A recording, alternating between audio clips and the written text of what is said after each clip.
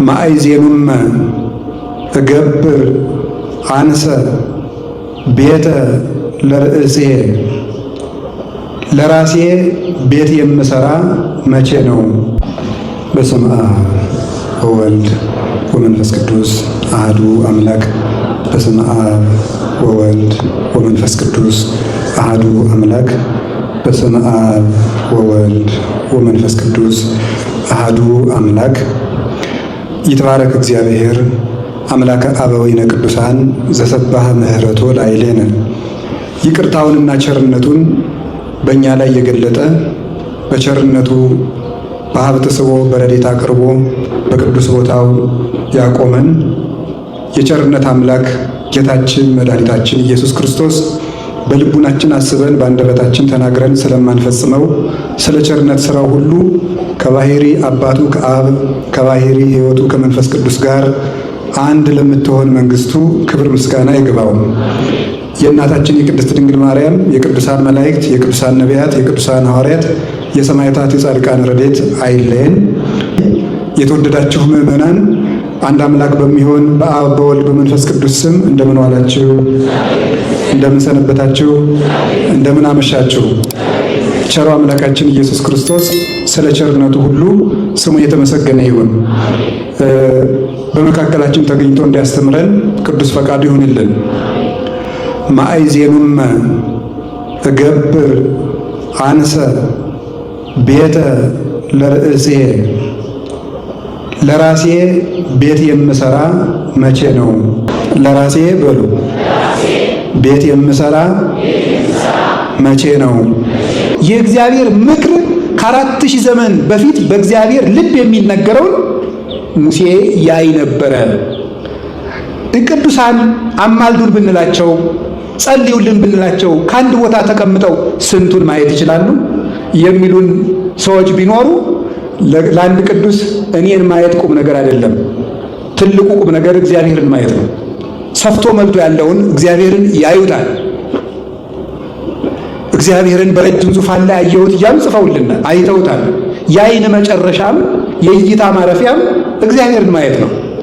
እስመ ዘባቤከ ይዐርፍ ነጽሮተ ኩሉ ነባበያን።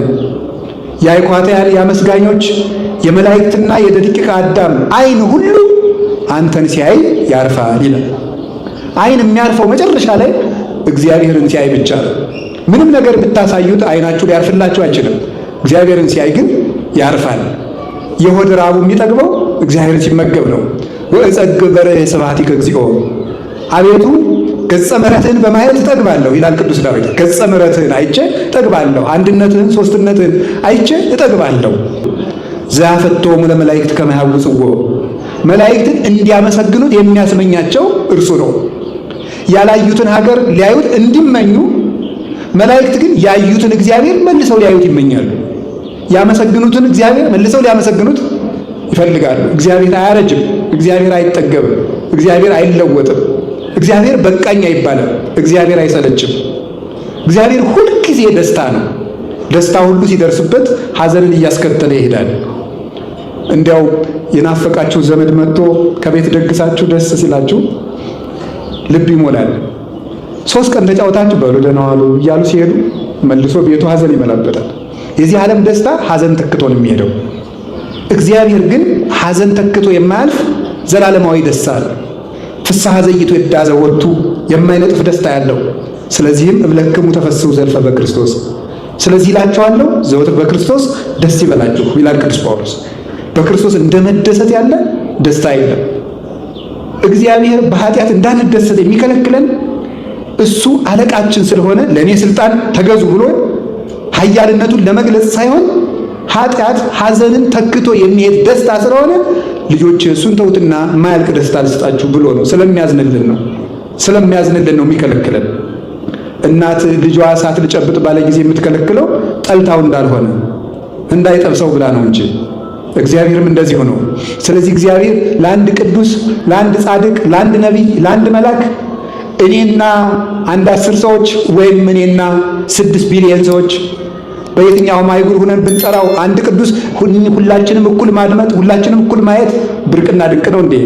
መልጦ ሰፍቶ የሚኖር እግዚአብሔርን አይተውት የለም እንዴ? ስለዚህ ቅዱሳን ያለፈንም የሚመጣ ነው። ዘመንን ማለፍም ይችላሉ፣ ዘመንን መቅደምም ይችላሉ። ወደ ሰማይም ማየት ይችላሉ፣ ወደ ምድርም ማየት ይችላሉ። ለምን? ዓይናቸው ላይ የሚቆመው ብርሃን ፀሐይ ዘዘልፈ ያበርህ ዲበ ቅዱሳን፣ ሁልጊዜ በቅዱሳን የሚያበራው ጠፈር ደፈር ወይም ተራራና ጠፈር ምሸት የማይከለክለው እውነተኛው ፀሐይ ክርስቶስ ነውና። እና ሙሴ ይህንን መጽሐፍ ጽፎልናል። ኦሪትም ማለት ብርሃን ማለት ነው። እሱ የእግዚአብሔርን ብርሃን አይቶ የጻፋት ዓይንን የምታበራ ብርሃን ናት። በዚህ ሕግ ውስጥ እግዚአብሔር እንዴት አድርጎ ወዳጆችን ይመግባቸው እንደነበር፣ ወዳጆቹም ለእግዚአብሔር እንዴት ይታመኑለት እንደነበር ተጽፎልናል። ከዚህም ታሪክ አንዱ የያዕቆብ ታሪክ ነው። የያዕቆብን ትንሿን ታሪክ አንስተን ለዛሬ እንድንማማር እግዚአብሔር ቢፈቅድ መርጠናል ማለት ነው። ኤሳውና ያዕቆብ ወንድማማቾች ሲሆኑ ያዕቆብ በእናቱ ይወደዳል፣ ኤሳው ደግሞ በአባቱ ይወደዳል። ኤሳው አዳኝ ነው፣ ያዕቆብ ደግሞ እቤት የሚውል ሰው ነው። እናቱ ለያዕቆብ ምግብ ሰጥታው ሲበላ ኤሳው አደን ሳይቀናው ውሎ ደረሰና እባክህን አብላኝ አለው። ብኩርናህን ለእኔ ስጠኝና አበላሃለሁ አለው። ምን በዚህ ብኩርና ምን አግኝቼበታለሁ? ለዕለት እንጀራ የማይሆን ብኩርና ውሰደው አለው። ብኩርና አንዱ ችግሩ ምድራዊ ነገር ሲያሰጥ አለመታየቱ ነው። ብኩርናውን እኔ ምን አግኝቼበታለሁ በዚህ አለና በል እግዚአብሔርን ስም ጠርተህ ስጠኝ፣ ሰጠው። እንካ ብላ ብሎ ሰጠው፣ በላ። በአጭር ቃል ብኩርና ሃይማኖት ነው። የእግዚአብሔር ልጆች ሃይማኖት ነው። ክርስትና ንጽሕና መንፈሳዊነት ነው። ሰይጣን እኛን ከሚታገልበት መንገዶች አንዱ በዚህ ነገር ምን ተጠቅመህበታል ነው የሚለው። ይኸው ጸሎት መጸለይ ከጀመርክ ብዙ ቀን ሆነ፣ ግን ምን አተረፍ? እግዚአብሔር አንዱንም ጥያቄህን እንኳን አልመለሰልህም። እስከ ዛሬ ገንዘብ አይበረክትም፣ እስከ ዛሬ ያመሃል፣ እስከ ዛሬ ጠላቶች አሉ፣ እስከ ዛሬ የትም ሂደህ ከስረት ትመለሳለህ። ምንም ያላተረፍክ ሰው አይደለህ እንዴ? እና እግዚአብሔር ምን ሊያደርግልህ ነው እንደዚህ የምታደርገው ይላል። ተስፋ ሁልጊዜ በዓይን አይታይም፣ ዕለቱንም አይደርስም። ይህም እግዚአብሔርን መፈታተን ነው። ክርስቶስንም ለምድራዊ ሀብት ብቻ ተስፋ ካደረግነው ከሰው የባስን ምስኪኖች ነን ይላል ቅዱስ ጳውሎስ። ይሄንን ይላል ልክ ኢዮብን ሚስቱ እግዚአብሔርን ስደብና ሙት እንዳለችው፣ እግዚአብሔር ከዚህ በላይ ምን ሊያደርግ ነው? ስደበውና ሙት እንዳለችው ምን ሊያደርግልህ ነው እግዚአብሔር ይለናል። የዚህ ጊዜ ነው መንቃት። እግዚአብሔር በሚደርስበት ቀን እኛ ሰልችተን እንዳንገኝ ማለት ነው። ከዚያ በኋላ ለፍተን እግዚአብሔር መልስ በሚሰጥበት ቀን እኛ ሰልችቶን እንወጣለን። ያ እንዳይሆን የጸሎታችን ፍሬ አሁን ማጨድ መፈለግ የለብንም። አሁን መለወጥ መፈለግ የለብንም። አሁን ቅዱስ ላንሆን እንችላለን፣ አሁን ላንለውጥ እንችላለን። ደግሞ እድገታችን እኛ እየለካ ነው የሚመዘን ሚዛን አይደለም። አንድ ጥያቄ ልጠይቃችሁ እንዴ፣ ከእናንተ መካከል ቁመቱ ሲያድግ አይቶ የሚያውቃለ? እስኪ አይቶ የሚያውቅ በሞት ያለ እንዴ? በፍጹም የለም። ሰው እንዳላደገና እንዳደገ የሚያውቀው ማን ብቻ ነው? እግዚአብሔር ብቻ ነው። በምን ታውቃለህ እንዴ? ሰው እኮ እያመነዘረ እያየኸው ራሱ እኮ ውስጡ ምን እንደሚያስብ እኮ አታውቅም። ሌሊት ምን እያሰበ እንዳደረ እኮ አታውቅም። ሰኞ ሲሰርቅ ያየኸው ሰውዬ ማክሰኞ ምን ሲሰራ እንደዋለ እኮ አታውቅም። እኛ አናውቅም። ለመረኢ ከፈያታዊ ወዘማዊ በል በአይዲ አምር ለማይቀድመኒ በወይ አውስተ ገነት ከመፈያታዊ ዘይማን። አንተ ሰው ሌባ ወይም ወንበዴ ወይም ዘማዊ ብታይ ይሄ ሰውዬ እንደ ፈያታዊ ዘይማን እኔን ቀድሞኝ መንግስተ ሰማያት ይገባ እንደው ምን አውቃለሁ እያልክ ለፍ ይላል። ምን አውቃለሁ እያልክ ለፍ። ሰው እንደምናየው አይደለም፣ ሰው እንደምናስበው አይደለም። እናማ ገበሬው ሳያውቀው ዘር እንደሚያድግ የሚሰብከው ሳያውቅ ተሰባኪው ያድጋል። እኛም ሳይገባን አድገን ይሆናል። ስለዚህ ለውጣችንን ማረጋገጥ የለብንም፣ የቀረንን ለማስተካከል ነው እንጂ የጸሎታችንና ደግሞ የልፋታችን ፍሬም አሁን ማጨድ መፈለግ የለብንም። እኔ ተስፋዬ ጤና አይደለም፣ እኔ ተስፋዬ ሀብት አይደለም፣ እኔ ተስፋዬ የሰው መውደድ አይደለም። እኔ ተስፋዬ ክርስቶስ ነው። ክርስቶስ እስካለኝ ድረስ የጸሎቴ ምላሽ ምንም ይሁን ምን ከጌታዬ ጋር እኖራለሁ ማለት አለብን እንጂ እንደ ኤሳው ሰይጣን ሁልጊዜ ስትተኙ፣ ውዳሴ ማርያም ስትደግሙ፣ ዳዊት ስትደግሙ፣ ንስሐ ስትገቡ ንስሐ ገባህ አልገባህ ምን አምጥተሃል ቢላችሁ ለሰይጣን ይመልሱለት። ብኩርናውን ሸጠና ከዚያ በኋላ ከዕለታት አንድ ቀን ይስሐቅ እንዲህ አለ። ምን አለው? ልጄ አደን አምጣና አብላኝና ልመርቅህ አለ። እስኪ በሉ አብላኝና ልመርቅህ ነው በሉ ያልኳችሁ በሉ እንጂ አብላኝና ልመርቅህ። አጓጉል ብልጣብልጥነት አለ። በቃ ቤተ ክርስቲያንን ጠበቅን መስሏችሁ እባብ ያየ በልጥ ደነገጠ እንደሚባለው ብራውን ለቤተ ክርስቲያን ምን ያደርግላታል?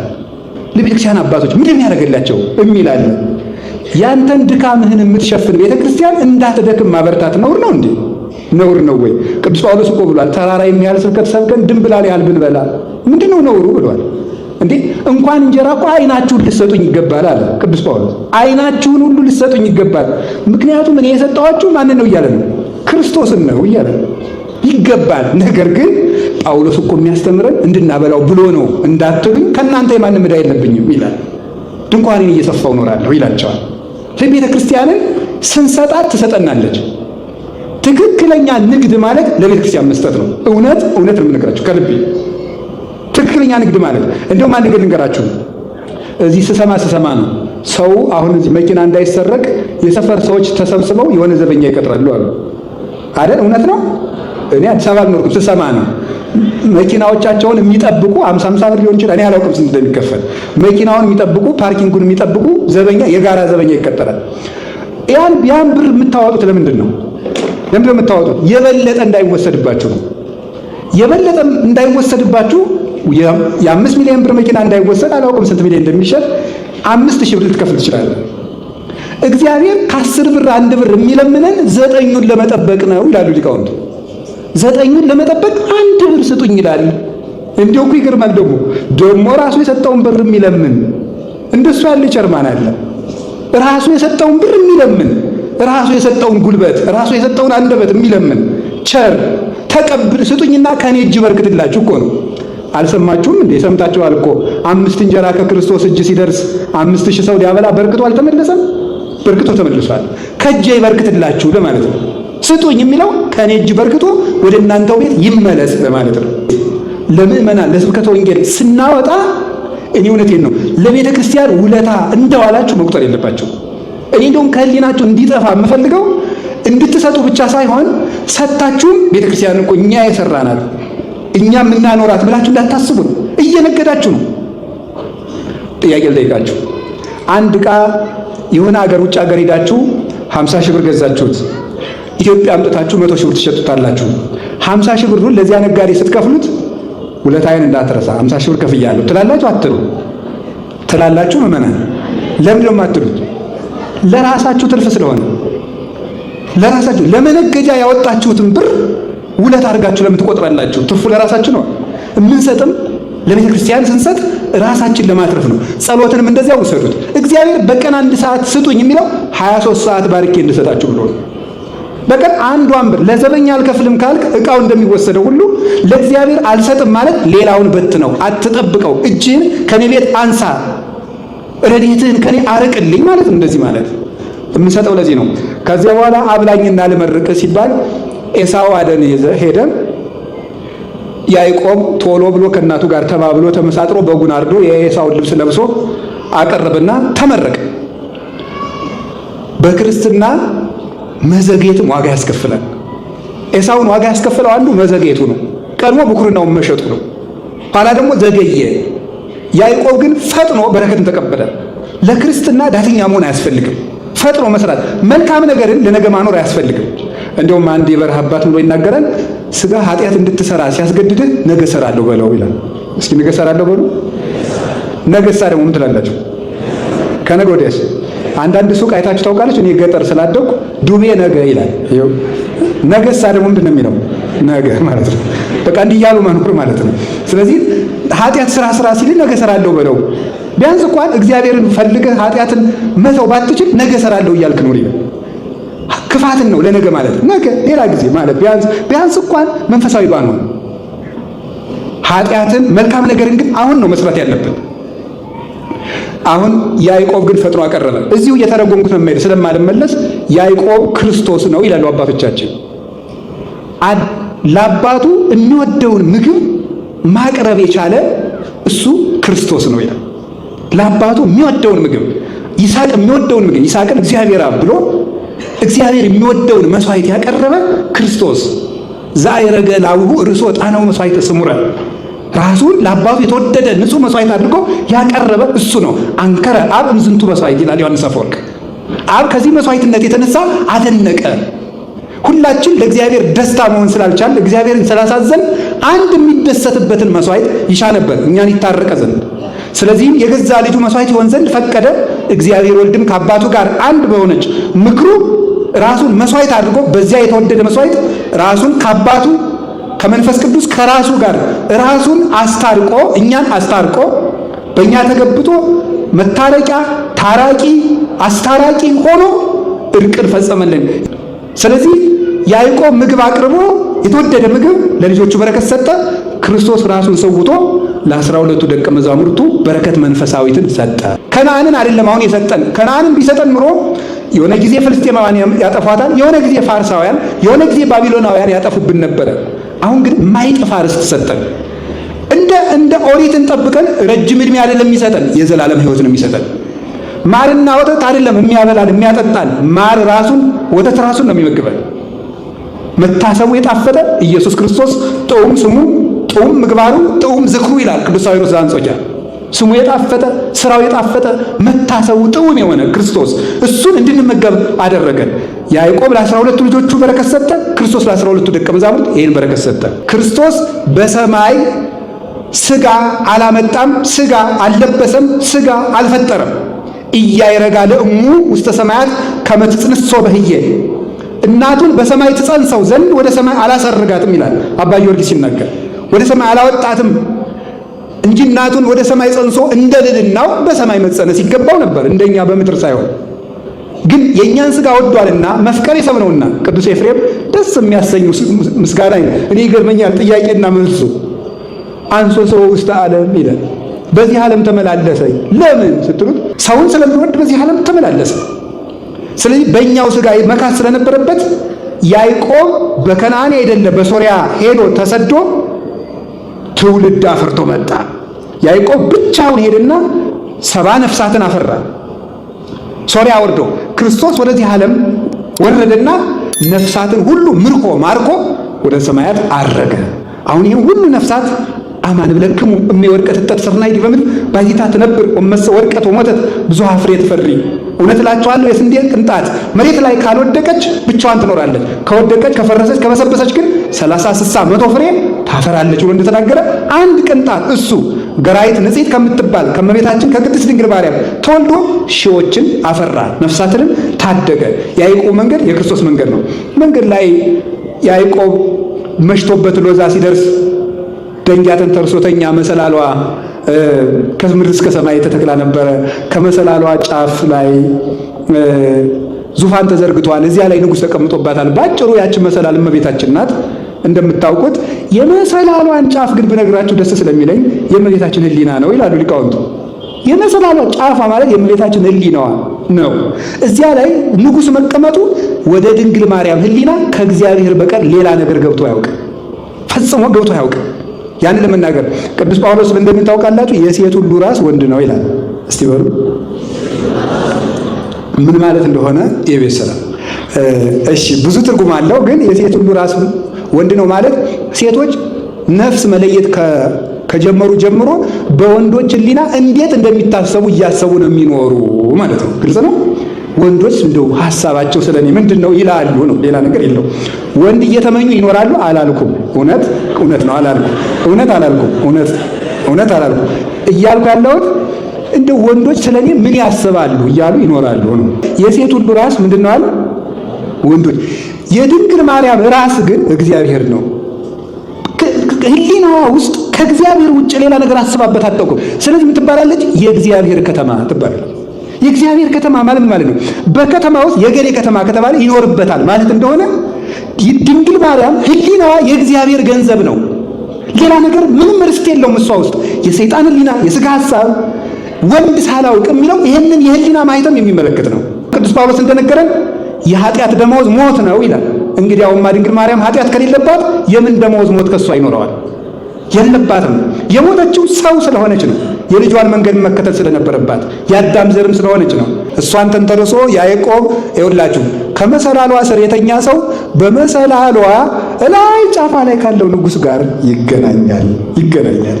ከድንግል ማርያም ስር የወደቀ ሰው ከመሰላሏ ጫፍ በህሊናዋ ከተማ በማህፀኗ ከተማ ካደረው ከንጉሥ ክርስቶስ ጋር ይገናኛል። እኔ ከመሰላሉ ስር አልተኛም ካልክ ንጉሱ ከላይ ተቀምጦ ግን መገናኘት እንደማትችል እወቀው እላለሁ። እንደዚህ ለሚል ሰው ነው። እናንተ ግን እድለኞች ነን። ከዚች መሰላል ስር ወድቀን ንጉሱ ከከተማዋ ላይ ሆኖ ብርሃኑን በደኛ ያወርዳልና መላእክትም ወደኛ ይወርዳሉና። እዚያ በኋላ ያዕቆብ ሄደና ሶርያ ሲደርስ አንድ የውሃ ጉድጓድ ደረሰ። ከውሃ ጉድጓዱ ሲደርስ ምን ሆነ? ሰው እረኞች ተሰብስበው ትልቅ ደንጊያ ተገጥሞ ነበር። ያን ገጥሞ ማጠጣት ከፍቶ ማጠጣት አቅቷቸው ደካሞች ስለሆኑ እሱ ምንድነው የማታጠጡት? አይ ብዙ ካልሆን ብቻችን አይሆንልንም አለ። ያዕቆብ ክንደ ብርቱ ነው። ብቻውን ብድግ አረገና አጠጣላቸው።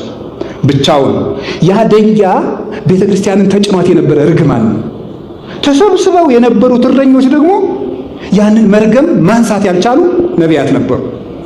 ያዕቆብ ክንደ ብርቱ ማለት መኑ የተአደወ ለወልድ ሁየስ መልዑል መዝራዕተ የማኑ የሚባለው ጽኗ ኃይል ክርስቶስ ነው። እሱ ነው ያንን ብድግ ያደረገልን። 5000 ዘመን የተጫነንን ደንጊያ ያነሳልን መዝራዕቱ የአብ ክንዱ የሚባለው ወልዱ ኃይል ክርስቶስ ስገው ቃል ክርስቶስ ነው። ሸክማችን ያነሳልን። አነሳና ሸክም የከበዳችሁ ወደ እኔ ነው እኔ ያነሳላችኋለሁ አለ። ከፍቶ አጠጣ። ክርስቶስ ያንን ርግማን አነሳና ዘጸማ ይምጻ ኀቤየ ወይስተይ፣ የተጠማ ቢኖር ወደ እኔ ይምጣ እንዲሁ ይጠጣ። በከመ ይቤ መጽሐፍ አፍላገ ማያት ይውዝም ክርስቶስ እንቀርሶ፣ መጽሐፍ እንደተናገረ የሕይወት ውሃ ከሆዱ ይፈልቃል ብሎ ይህንን ውሃ በነፃ ሰጠን። ነፍሳችንም ታጠበች፣ ነጻች፣ ደረቅነቷ ለቀቃት፣ ፍሬ እንድታፈራ ሆነች፣ በእግዚአብሔር ቤት ተተከለች። አሁን ይህን አጠጣና ራሔል ውሃ ልትቀዳ መጣች። እሷም አጠጣች፣ እቤቷ ወሰደችው። ተነጋገሩ ዝምድናቸውን፣ ሚስት ሆነችው። መጽሐፍ ቅዱስ ላይ አንዳንድ ነገር በጣም ይገርማችኋል አይደል? እንደው የትልልቅ ሰዎች ሚስቶች ውሃ ሲቀዱ የሚታጩት ለምን ይመስላችኋል? ይገርመኛል። የሙሴ ሚስት ውሃ ስትቀዳ ነው የታጨችው። የርብቃ የይስሐቅ ሚስት ውሃ ስትቀዳ ነው የታጨችው። ራሔል ውሃ ስትቀዳ ነው የታጨችው። ምን ይመስላችኋል ይህ ነገር? እናንተ ምን የምትቀዳ ነው የምታጩት? ድምፅ ሪከርድ የምታደርግ ነው ወይስ ምን የምትቀዳ ነው የምታጩት? እና ይሄ ውሃ ሲቀዱ ማጨት ማለት ዝም ብሎ እንዳይመስላችሁ። መጽሐፍ ቅዱስ ላይ ዝም ብሎ የተቀመጠ ነገር የለም። ውሃ ሲቀዱ የታጩት ምን ማለት ነው? ቃለ እግዚአብሔር ስትቀዳ የተገኘችውን እግዚአብሔር ክርስቶስ ለክብር ያጫታል ማለት ነው። ፋርኩክሙ ለአሐዱ ምት ዘውቱ ክርስቶስ ይላል ቅዱስ ጳውሎስ። ለአንድ ሙሽራ አጫችኋለሁ እርሱም ክርስቶስ ነው ይላል። ስለ መታጨቱ እነዚያ ንጹሐን እናቶቻችን የንጽሕት ነፍስ ምሳሌ ናቸው። ቃለ እግዚአብሔር ሲቀዱ የተገኙት ከቤተ ክርስቲያን ጉድጓድ መጽሐፍ ቅዱስን ሲቀዱ፣ መንፈሳዊ ሕይወትን ሲቀዱ፣ ጸሎትን ሲቀዱ፣ ትሕትናን ሲቀዱ የተገኙትን ክርስቶስ ለክብር ያጫቸዋል። ሚስትም ስታጩ ቃለ እግዚአብሔር የምትቀዳውን ነው ማጨት። ሰቃዊው ሕዝም ከናፈረ ዘማ የተባለችውን ያይደለ ከነደዳችሁ ግስ ተምራችሁ ወቁት። አልናገርም፣ እውነት አልናገርም። አዎ እወቁ ይሄንን ማለት ነው። አንዳንድ ጊዜ ማናደድም አለብኝ። ለምን? እንድትማሩ ነው። በእርግጥ አትማሩ እናንተ ቢነዳችሁ ተስፋ ነው የምትቆርጡ። እንደው በጣም ይገርማል እኮ እንደው በጣም የሚያስደንቅ ነው። የዚህ ዘመን ሰው ሲነደው፣ ድሮ አባቶቻችን ነዶ ክፉ ጎረቤት ዕቃ ያስገዛል ብለው ነዷቸው ይሰሩ ነበር። የዚህ ሰው ዘመን ሰው ከነደደው እንደ ሃማ ተሸፋፍሎ ነው የሚተኛ፣ ይሰራል። አተኙ። ሲነዳችሁ ስሩ። እውነት ሲነዳችሁ ሲሩ፣ ሲነዳችሁ ጸልዩ፣ ሲነዳችሁ ነው መስራት። ተናዶ መስራት እንጂ ተናዶ ይጽፋል አሉ አባቶች። ተውሽ እሱ ይቆየን ጊዜ እንዳይረዝም። ራሔልን አገባ። ራሔል በጣም መልከኛ ነበረች። ወደዳትና እሷን ሊያገባ ሲጠይቅ ትልቂቱ ልያ እንዲሁ መልኳ እንዲያ ነበረ፣ በሰውኛው ማለት እንዲያ ነበርና ባል ብዙ አልመጣላትም ነበር እና ትልቅ እያለ ትንሽ ስለማይዳር ልያ ናት ራሔል ናት አሉና በጨለማው ልያ እንዳሩለን።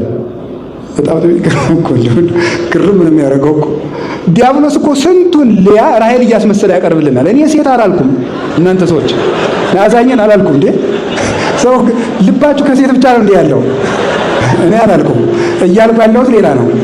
ስለዚህ ስንቱን ልያ ራሔል እያስመሰለ ያቀርባል ማለት ሌላ ነገር ነው የማወራው እኔ። የማይረባንን ነገር የሚረባ እያስመሰለ ይሰጠናል ልላችሁ ነው። በምንወደው ነገር ተቀብቶ የሚገለን ነገር ሊቀርብልን ይችላል። በምንወደው ነገር ተሸፍኖ የሚያጠፋን ነገር ሊቀርብልን ይችላል። እሱ ነው ነገራቸው የፈለግኩት። በራሔል ስም ልያ ያቀረበችለት ሲያያት ልያ ናት። ሲነጋደል ሁሉ ስለ ያ መሆኑ የታወቀው አይምሯችን ሲበራልን ነው። ችግሩ የኃጢአት ክፋቱ የሚታወቀው ሰርተው ሲጨርሱት ነው የሚያስጠላ። ሲሰሩት አይጠላም፣ ሲጨርሱ ነው። ማይዜኑማ እገብር አንሰ ቤተ ለርሴ፣ እኔ ለራሴ ቤት የምሰራ መቼ ነው አለ። እስኪ ርሱም በሉ፣ እኔ ለራሴ በሉ ቤት የምሰራ መቼ ነው በሉ። ማን ነው እንደዚህ ያለ? አባታችን ማን ነው? ያዕቆብ ነው። ሁልጊዜ ለአንተ 21 ዓመት አንድ ጊዜ በአንዲቱ ልጅ አንዲቱ በአንድ ጊዜ በአንዲቱ ልጅ አንድ ጊዜ በደሞዝ እያመካኘን 21 ዓመት ለአንተ ቤት አኖርከኝ፣ ለእኔ ደግሞ ቤት የምሰራ መቼ ነው አለ። ከዚያ በኋላ ምን ልስጥህ አለው። መስጠቱን ተወውና እኔ የማፈራውን አትውሰድብኛል፣ መስጠቱ ይቅርብኝ። ከዚያ በኋላ ምን አደረግ? እኔ ዝጉርጉር በጎችን ልጠብቅ፣ ዝጉርጉር በግ ሲወለድ ለእኔ ይሁን፣ ሌላውን አንተ ውሰድ አለ። እሺ ያዕቆብ 3 በትሮችን አዘጋጀና አንዱን ቅጥልጣል አደረገው። ቅጥልጣል ማለት ዝጉርጉር ማለት ነው። ይሄ ማለት ለምሳሌ 5 ሴንቲሜትር እዚህ ላይ ይልጠውና እዚያ ደግሞ ጥቁር ያደርገዋል። ቀጥሎ 5 ሴንቲሜትር ይልጠዋል። እንደዚህ ያደረገ ዝጉርጉር አደረገው። ቅርፍቱን ነጭና ጥቁር ሆነ ማለት ነው። ከዚያ ሁለቱን ጨርሶ ላጣቸው። አንዱን በትር ብቻ ዝጉርጉር አደረገው። በጎቹ ሲጠጡ ውሃ ሲጠጡ ያዕቆብ እነዚያን በትሮች እያሳየ ያጠጣቸዋል። ከኋላ አውራ በጎችና አውራ ፍየሎች አንድ ይሆናሉ። ፍየሎቹና በጎቹ እየጠጡ አውራዎቹ ደግሞ ከሴቶቹ ከአንስት በጎችና ፍየሎች ጋር አንድ ይሆናሉ። ያን ጊዜ ውሃውን እያዩ ሲጠጡ እነዚያ ወይም ደግሞ ውሃው ውስጥ ቅጥልጥል በትር ስላለ ዝጉርጉር በትር ስላለ በጎቹ ዝጉርጉር ጸነሱ ይላል። በዚያው አንድ ሐሳብ ልጸንሳችሁ ልንገራችሁ። ሴቶች ወንድ ሌላ ወንድ በተመኙበት ቀን ከባላቸው ጋር አድረው ልጅ ከጸነሱ ያኛውን ሰውዬ የሚመስል ነው የሚጸንሱ። ተጠንቀቁ ማለት ነው። ስለዚህ ያ እንዳይሆን፣ እንደዚያ ከሆነ ሊገጥማችሁ ይችላል። ምን ሲባል ያን ሰውዬ የሚመስል ልጅ ወለድሽ እያለ ቢቀጠቅጣችሁ የራሳችሁ ጉዳይ። ስለዚህ ከባሎቻችሁ ውጭ አትመኙ ማለት ነው። ወንዶችም እንደዛው። አዎ። ስለዚህ በጎች እኮ ነው ያስረዱን መጽሐፍ ቅዱስ ነው። እኔ እንደዛ አላልኩም። መጽሐፍ ቅዱስ ሲጠጡ እንደዛ ይጸንሱ ነበረ። ዝጉርጉር እግዚአብሔር እንድታያችሁ ሀብት እንደሚሰጠው ዝጉርጉር ሰጠው። ከዚያ በኋላ ያዕቆብ እንግዲህ አሰናብተኝና ወደ አባቴ አገር ልሂድ ብሎ በጎቹን ይዞ ልጆችን አፍርቶ 12 ነገድ ሆኖ 4 ሚስቶችን ይዞ 4 ሚስቶች ማግባት ይገባል አይገባ የሚል ጥያቄ አታንሱ። ሌላ ቀን እዚሁ ሰባኪ ወንጌሉ ያስተምሯችሁ። እሺ እዚሁ ተማሩ። ያዕቆብ ለምን 4 አገባ እንደገና ዛሬም እንዳትሉ ደግሞ ይሄ ሌላ ምስጢርና ታሪክ አለው። እሱም በሌላ ቀን ተማሩት፣ ርዕሳችን ስላልሆነ። ያዕቆብ ብቻውን ወጥቶ በስቶ ተመለሰ። ስለ ሁሉም እግዚአብሔር ይመስገን። እንዲያ ከሆነ ወደ ሐሳባችን እንምጣና ትምህርት ይላጠቃለሁ። ያዕቆብ የተባለ ክርስቶስ ነው። እስኪ ክርስቶስ በሉ። ላባ የተባለ ዲያብሎስ ነው። ላባ ማለት ማን ነው? ዲያብሎስ ነው። ያዕቆብ እድሜ ዘመኑን ሁሉ ወይም 21 ዓመት ሲለፋ ይኖረ ስለማን ነው? ለማን ነው ሲለፋ ይኖረ? ለላባ። ይሄ 7 ፍጹም ነው። በዕብራይስጥ ታሪክ ባህል ለምሳሌ በእኛ ሀገር 10 ፍጹም ነው አይደል? ነው አይደል? እሺ መሆኑን ልንገራችሁ። የሆነ ሰው አንተ 10 ጊዜ አጨቅጭቀኝ ብሏችሁ አያውቁም? 10 እኮ አልሞላም የጨቀጨቃችሁት። ምን ማለት ነው ታዲያ? ፍጹም ማለት ነው። ፍጹም አጨቅጭቀኝ፣ እባክህን አጨቅጭቀኝ ማለት ነው። በቃ ፈጽም አጨቅጭቀኝ እንደማለት ነው። 1000 ጊዜ ይጨቀጭቀኛል ሲል አሁን 1000 አልጨቀጨቀውም፣ ፍጹም ማለት ነው። እሺ አሁን ገብቷችኋል አይደል? 7 ቁጥርም በእስራኤል ባህል ፍጹም ነው። ይሄ 7 ቁጥር ፍጹም ስለሆነ እንደገና 7 ፍጹም ነው። እንደገና 7 ፍጹም ማለት ፍጹም ለዲያብሎስ የሚገዛ ሰው ማለት ነው። የሚገዛ ሰው እና ገዛት የሚያተርፈው ነገር የለም። ለራሴ የምሰራበት ጊዜ ሰጠኝ አለው። እንግዲህ ለአንተ አልኖርም፣ ለራሴ መኖር አለበት አለ። ባጭሩ በትምህርቱ ማስተላለፍ የፈለግኩት ለዲያብሎስ ስንሰራ ከመኖር ያድነን። ለዲያብሎስ ጉልበታችን አልቋል። እኔ እውነቴን ነው የምነግራችሁ። የእግዚአብሔር ቤተሰቦች ስለሰጣችሁ ስለመጣችሁ ክብር ይገባቸዋል። ለእግዚአብሔር አቤት ብላችሁ እዚህ ስለመጣችሁ ስለምትሰጡ ቤተክርስቲያን ስለምትጠብቁ ክብር ይገባቸዋል። ግን ጉልበታችሁ ግን እየደከመ ነው። እስቲ ለዲያብሎስ ምን ያህል ጉልበት እንደከፈላችሁ አስቡት። ኢንተርኔት የሚፈጅባችሁን ጊዜ ታያላችሁ። እንደ አንዳንዱ ሰው እኮ ፌስቡክ እያየ ተኝቶ ፌስቡክ እያየ የሚነሳ ሰው አለ። ሰው ሲነግረኝ ነው። እኔ ፌስቡክ የለኝም፣ እውነት የለኝም። ተመልከቱ። እኔ ለራሴ ቤት የምሰራ በሉ በሞቴ በሉ መቼ ነው የሰው ጭቅጭቅ እየሰማችሁ የሰው ጭቅጭቅ የሰው እንጀራ እያመሰላችሁ የፈረንጅ ኳስ ተጫዋች እንዲሁ እኮ ይገርማል። እንትና የሚባለው ተጫዋች ለሊቨርፑል ተሸጠ፣ ከዛ ለአርሰናል ተሸጠ። ቢሸጥ ለአንተ 10 ሺህ ብር ልኮልሃል እንዴ? እኔ እውነቴን እኮ ነው የምነግራችሁ። ለእናንተ የምትኖሩት መቼ ነው? ለኳስ የምትኖሩት ለሰው መኖር የምናቆመው መቼ ነው? ታውቃላችሁ ዲያብሎስ እንዴት እንደተጫወተ ስንል ደግሞ እንኳን ነፍ በትክክል እኮ በደንብ ተደርጎ ጉግል የተሰራ ለምንድነው ታውቃላችሁ? ሳይኮሎጂያችን በደንብ ለማጥናት የተሰራ ለማጥናት እንደሆነ ይሁት። ለምሳሌ ዩቲዩብ ስታዩ ብዙ ቀን ያያችሁትን ነው አይደል ኖቲፊኬሽን የሚያመጣላችሁ። ያ ማለት ነው አንተ ያን ነገር እንደምትወድ አጥንቶ ጨርሷል ማለት ነው። ይሄ ሰውዬ የሚወደው ነው። ሁልጊዜ የምትዘፍን ከሆነ ካንተ ዩቲዩብ ሲገባ የሚመጣው ዘፈን ነው። እያጠኑን ነው። አይምሯችን ተሰርቆ ጨርሷል። እኔ የምነግራችሁ ነገር በብሉይ ኪዳን ውስጥ አህያ መስዋዕት አትሆንም ታውቃላችሁ። በግ ነው ለመስዋዕት የሚቀርበው። አንድ ሰው በግ ባይኖረው አህያ ብቻ ቢኖረው አህያውን በበግ ለውጦ አያቅርብ ይላል ብሉይ ኪዳን። አህያውን በበግ ለውጦ አያቅርብ አላችሁ እንዴ? አህያውን በሉ እስኪ በበግ ለውጦ ምን ይበል? አህያውን በበግ ለውጦ አያቅርብ ማለት ምን ማለት ነው? የምትደክሙበትን ነገር ትታችሁ የምታፈሩበትን ነገር ስሩ ማለት ነው ብሎ ሊቃውንቱ ተረጉሙታል። ፍሬያማ በግ ሳትደክም የምታፈራ ናት።